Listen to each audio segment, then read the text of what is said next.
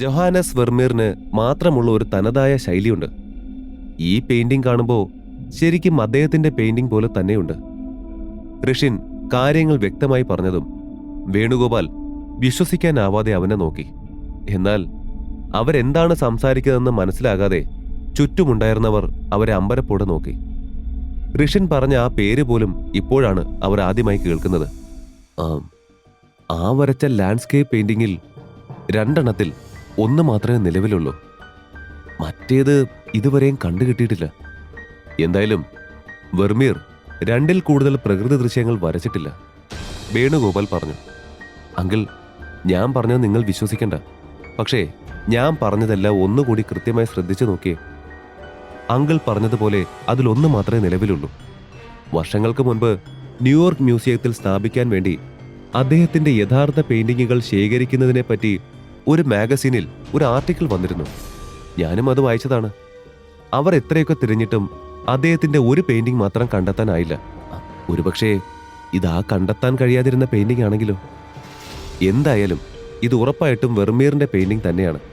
അക്കാര്യത്തിൽ എനിക്കൊരു സംശയവുമില്ല. ഋഷിന്റെ ശബ്ദത്തിലെ ആത്മവിശ്വാസം വേണുഗോപാലിനെ ഒന്ന് ഉലച്ചു. ഇവൻ പറയുന്നത് സത്യമാണെങ്കിൽ ഈ പെയിന്റിംഗ് ഒരു നാഷണൽ ട്രഷറാണ് എന്ന് മനസ്സിൽ കരുതി വേണുഗോപാൽ ആ പെയിന്റിങ്ങിന്റെ അടുത്ത് ചെന്ന് ഒരിക്കൽ കൂടി നോക്കി.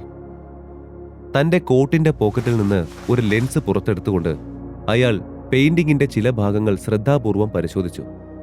ഏതാനും മിനിറ്റുകൾക്ക് ശേഷം വേണുഗോപാൽ പെട്ടെന്ന് അതിനടുത്ത് നിന്നും ചാടി എഴുന്നേറ്റു. പ്രയാഗ, ഋഷിൻ പറഞ്ഞ പോലെ ഈ പെയിന്റിങ്ങിന് ഞാൻ 2 ലക്ഷം രൂപ കൊടുത്ത് വാങ്ങാൻ പോകുക. നീ പോയി പണം എടുത്തിട്ട് വാ. പൈസ പെട്ടെന്ന് തന്നെങ്കിൽ ഞാനങ്ങ് പോയേനെ. എനിക്ക് ഇനി ഒരുപാട് ജോലികൾ ബാക്കിയുണ്ട്. നിങ്ങൾ ഇത് കുറെ നേരം ആയല്ലോ എന്നെ ഇവിടെ നിർത്താൻ തുടങ്ങിയിട്ട്. വേണ്ടെങ്കിൽ അതങ്ങ് പറഞ്ഞാ മതി, അയാൾ ക്ഷമയില്ലാത്തതുപോലെ പറഞ്ഞു. അത് കണ്ടപ്പോൾ ഋഷിക്ക് ചിരിയാണ് വന്നത്. ആ പെയിന്റിങ്ങിന്റെ യഥാർത്ഥ വില എന്താണെന്ന് അവൻ അറിയില്ല. അതറിയാണ്ടാണ് ഇയാൾ ഇത് വെറും 2 ലക്ഷം രൂപയ്ക്ക് വിൽക്കാൻ പോകുന്നത്. സ്വയം പിറുപിറുത്തുകൊണ്ട് നിൽക്കുമ്പോഴായിരുന്നു അവൻ പെട്ടെന്ന് മറ്റൊരു കാര്യം ഓർത്തത്.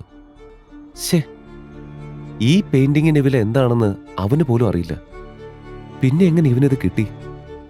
അതൊക്കെ ആലോചിച്ചതും ഋഷിന് അതിനെപ്പറ്റി കൂടുതൽ അറിയാൻ ആവേശമായി.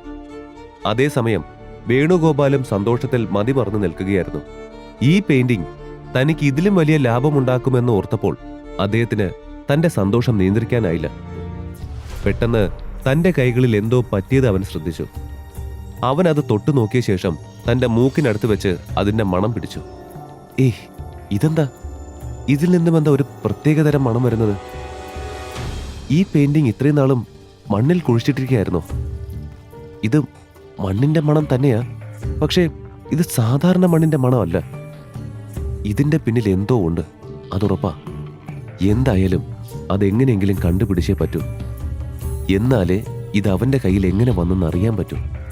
പ്രയാഗ പണം എടുത്തു കൊടുത്തതും സന്തോഷത്തോടെ ആ വിൽപ്പനക്കാരൻ അത് വാങ്ങി. ശേഷം അവിടെ നിന്നും വേഗം പോയി. ഋഷിൻ, നിങ്ങൾ ശരിക്കും ഒരു സംഭവം തന്നെയാ. താൻ ഇത്രയും കഴിവുള്ള ഒരു വ്യക്തിയാകുമെന്ന് ഞാൻ ഒരിക്കലും പ്രതീക്ഷിച്ചിരുന്നില്ല. ഈ പെയിന്റിങ്ങിന്റെ കാര്യത്തിൽ നിങ്ങൾ എനിക്ക് വലിയ സഹായമാണ് ചെയ്തത്.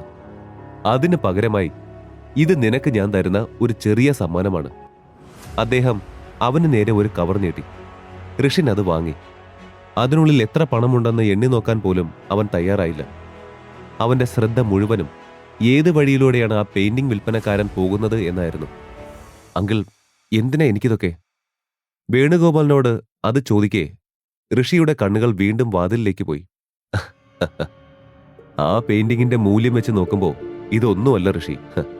ഈ ചെറുപ്രായത്തിലും ഇത്തരം നിധികൾ കണ്ടുപിടിക്കാൻ കഴിയാന്നുള്ളത് അത്ര ചെറിയ കാര്യമല്ല. ഇത്രയെങ്കിലും എനിക്ക് നിങ്ങൾക്ക് വേണ്ടി ചെയ്യണം ഋഷി, പ്ലീസ്. വേണ്ടെന്ന് പറയരുത്. ഞങ്ങളുടെ കൂടെ ഒരു ഡിന്നറിന് വരൂ ഋഷി നിന്ന്. വേണുഗോപാൽ അവന്റെ മുഖത്തേക്ക് ആകാംക്ഷയോടെ നോക്കി. റിയലി സോറി അങ്കിൾ, ഇന്നെനിക്ക് കുറച്ച് പ്രധാനപ്പെട്ട ജോലി ചെയ്തു തീർക്കാനുണ്ട്. പിന്നീട് ഒരു ദിവസം ഉറപ്പായിട്ട് ഞാൻ വരാം എന്ന് ധൃതിയോടെ പറഞ്ഞുകൊണ്ട് ഋഷിൻ പ്രയാഗയോടും പോവുകയാണെന്ന് ആംഗ്യം കാണിച്ചു. ശേഷം അവിടെ നിന്നും പുറത്തേക്ക് പോയി. ആ സമയം പെയിന്റിംഗ് വിറ്റയാൾ കുറച്ചു ദൂരെയായി വേഗത്തിൽ നടക്കുന്നത് അവൻ കണ്ടു. ശരിക്കും അപ്പോഴാണ് ഋഷിക്കൊരു ആശ്വാസമായത്. ഭാഗ്യം. മുന്നിലൂടെ നടക്കുന്ന അയാൾ ഇടയ്ക്കിടെ സംശയത്തോടെ ചുറ്റും നോക്കുന്നത് കാണേ ഋഷിന്റെ സംശയം ഉറയ്ക്കുകയായിരുന്നു. ഞാൻ വിചാരിച്ച പോലെ തന്നെ എന്തോ പന്തികേടുണ്ട്, അതുറപ്പാ.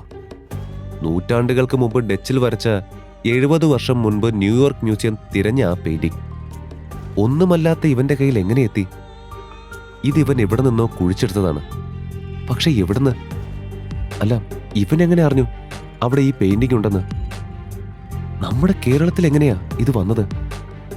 ഒന്നും പിടികിട്ടാതെ ഋഷൻ ആകെ കുഴങ്ങി.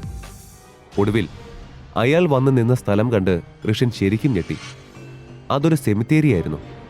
അതും വർഷങ്ങളോളം പഴക്കമുള്ള ശ്മശാനം. അതിപ്പോൾ പൂർണ്ണമായും കാട് മൂടിയ നിലയിലാണ്. ആ പെയിന്റിങ്ങിൽ നിന്ന് വന്ന ഒരുമാതിരിയുള്ള മണ്ണിന്റെ മണം എന്തുകൊണ്ടാണെന്ന് അവൻ ഇപ്പോൾ മനസ്സിലായി. സാധാരണ മണ്ണും സെമിത്തേരിയിലെ മണ്ണിന്റെ മണവും തമ്മിൽ ഒരുപാട് വ്യത്യാസമുണ്ട്. ഋഷിൻ അങ്ങനെ ഓരോന്നായി മനസ്സിലാക്കാൻ തുടങ്ങി. അവൻ ഒന്നും മിണ്ടാതെ മറഞ്ഞു നിന്നുകൊണ്ട് മുന്നിലുള്ളയാൾ ചെയ്യുന്നതെന്തെന്ന് വീക്ഷിച്ചു. ആ മനുഷ്യൻ സെമിത്തേരിയുടെ മതിൽ ചാടി കടന്ന ശേഷം മൂങ്ങ വിളിക്കുന്നത് പോലെ ഒരു വിചിത്രമായ ശബ്ദം പുറപ്പെടുവിച്ചു. അവിടെ ഭിത്തിയിലായി കാണുന്ന ഒരു ചെറിയ വിടവിലൂടെ നോക്കിയാൽ ഉള്ളിൽ നടക്കുന്നതൊക്കെ അകത്ത് കയറാതെ തന്നെ ഋഷിക്ക് കാണാമായിരുന്നു. അവിടെ അകത്തായി ആ പെയിന്റിംഗ് വിൽപ്പനക്കാരനെ കൂടാതെ 4-5 പേരുണ്ടായിരുന്നു. എന്താ എക്സ്, എന്താ നീ ഇത്രയും താമസിച്ചത്? ആ പെയിന്റിംഗ് നീ വിറ്റോ ഇല്ലയോ? അവരിൽ ഒരാൾ ചോദിച്ചു. അതൊക്കെ ഞാൻ വിറ്റുകേ, അതാ താമസിച്ചത് എന്നും പറഞ്ഞ് പ്രയാഗം കൊടുത്ത പൈസ എടുത്ത് അയാൾ പുറത്തു വെച്ചു. ഞാൻ ആ പെയിന്റിംഗ് 2 ലക്ഷം രൂപയ്ക്ക് വിറ്റു. ഒരു സാധാരണ പെയിന്റിങ്ങിന് ഇത്രയും പണം കിട്ടുമെന്ന് ഞാൻ ഒരിക്കലും പ്രതീക്ഷിച്ചില്ല. ഇത് ഒറിജിനൽ ആണെന്ന് കടയിലെ ചേട്ടൻ ആദ്യം വിശ്വസിച്ചില്ല. അപ്പോഴാ അവിടെ ഒരു പയ്യൻ വന്നത്. ആരാന്നൊന്നും അറിയില്ല, ആ പെയിന്റിംഗ് ഒറിജിനൽ ആണെന്ന് പറഞ്ഞു. അങ്ങനെ അവര് വിശ്വസിച്ചേ. അവൻ കാരണ എനിക്ക് ഇത്രയും പൈസ കിട്ടിയത്. ഇല്ലെങ്കിൽ ഓർക്കാൻ കൂടി വയ്യ. എക്സ് നടന്ന കാര്യങ്ങൾ ഓർത്തെടുത്തുകൊണ്ട് പറഞ്ഞു. അവരെല്ലാം യഥാർത്ഥ പേര് മറച്ചുവെച്ച് ABCD അക്ഷരമാലയാണ് തങ്ങളുടെ പേരായി വിളിക്കുന്നതെന്ന് അവരുടെ സംഭാഷണത്തിൽ നിന്ന് ഋഷിക്ക് മനസ്സിലായി. ഒരു ശവക്കുഴി തോണ്ടിയ ഇത്രയൊക്കെ വില കിട്ടുമോ? ഹോ, അടിപൊളി. ഇനി ഇവിടുത്തെ കുഴിമാടങ്ങളെല്ലാം നമുക്ക് കുഴിക്കണം. ഇന്ന് നമുക്ക് ആ മൂലയിൽ നിന്ന് ജോലി തുടങ്ങാം. കെ എന്നറിയപ്പെടുന്നയാൾ പറഞ്ഞു. ആരാത്? നീ എന്തിനാ അവിടെ ഇരുട്ടത്ത് ഒളിച്ചിരിക്കുന്നത്? പുറത്തോട്ട് വന്നില്ലെങ്കിൽ നിന്നെ കൊല്ലും ഞങ്ങൾ. മര്യാദയ്ക്ക് പുറത്തേക്ക് വാ. ആ കൂട്ടത്തിൽ ആരോ ഉറക്കെ പറഞ്ഞു. ഋഷിൻ അത് കേട്ട് അക്ഷരാർത്ഥത്തിൽ ഞെട്ടി. ഇവരെന്നെ കണ്ടോ? അവൻ സ്വയം ആലോചിച്ചു. പതിയെ അവിടെ നിന്നും രക്ഷപ്പെടാൻ ശ്രമിച്ചു. പെട്ടെന്നാണ് ഒരു സ്ത്രീ ശബ്ദം അവിടെ കേട്ടത്. നിന്റെയൊക്കെ ധൈര്യം ഞാൻ സമ്മതിച്ചു. വേറെ എങ്ങും ഇനി കക്കാനില്ലാഞ്ഞിട്ടാണോ അവസാനം കല്ലറ കൊള്ളയടിക്കാൻ ഇറങ്ങിയത്? അതും പറഞ്ഞുകൊണ്ട് ഋഷി നിൽക്കുന്ന സ്ഥലത്തിനരികിൽ നിന്നും ഒരു വലിയ മരത്തിന്റെ പുറകിൽ നിന്നൊരു പെൺകുട്ടി പുറത്തേക്ക് വന്നു. Assistant commissioner? ഗൗരി കുറെ നാളായി ഇവരെ പിടിക്കാനുള്ള ശ്രമത്തിൽ തന്നെയായിരുന്നു. മറവ് ചെയ്ത ഒരു കുഴിമാടം തുറന്നു കിടക്കുന്നതായി അവൾക്ക് പരാതി ലഭിച്ചിരുന്നു. മാത്രവുമല്ല, കുഴിച്ചെടുത്ത ശവക്കുഴി ഏതാണ്ട് 100 വർഷങ്ങൾക്ക് മുൻപ് അടക്കം ചെയ്യപ്പെട്ടതാണ്. അതിൽ ഒന്നും അവശേഷിച്ചിരിക്കില്ലെന്നും അവൾക്ക് അറിയാമായിരുന്നു. പിന്നെ ഇവർക്ക് എന്താണ് നേട്ടമെന്ന് അവൾക്ക് ഊഹിക്കാൻ കഴിഞ്ഞില്ല. തനിക്കറിയാത്ത എന്തോ ഇതിന് പിന്നിലുണ്ടെന്ന് അറിഞ്ഞിട്ടാണ് അവൾ ഇത് കൂടുതൽ അന്വേഷിക്കാൻ തുടങ്ങിയത്. അന്ന് മുതൽ അവൾ അതിനെക്കുറിച്ചുള്ള വിവരങ്ങൾ ശേഖരിക്കുകയായിരുന്നു.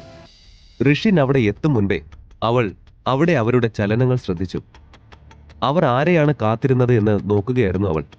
ഇപ്പോൾ അവൾക്കും കാര്യങ്ങളെല്ലാം മനസ്സിലായി കഴിഞ്ഞിരുന്നു. ഉടൻ തന്നെ പോലീസ് സ്റ്റേഷനിൽ വിവരം അറിയിച്ച് കൂടുതൽ പേരെ ഇവിടേക്ക് വിളിക്കാമെന്ന് കരുതിയെങ്കിലും ഫോൺ എടുത്തപ്പോൾ സിഗ്നൽ ഇല്ലായിരുന്നത് കാരണം ഗൗരി ആകെ പെട്ടുപോയി. അങ്ങനെയാണിപ്പോൾ അവരിൽ ഒരാൾ അവളെ കണ്ടതും ഗൗരി അവരുടെ മുന്നിൽ അകപ്പെട്ടത്. ഋഷിയുടെ ജീവിതം മുഴുവനായി തന്നെ അറിയാം ഇനി പോക്കറ്റ് FM-ലൂടെ.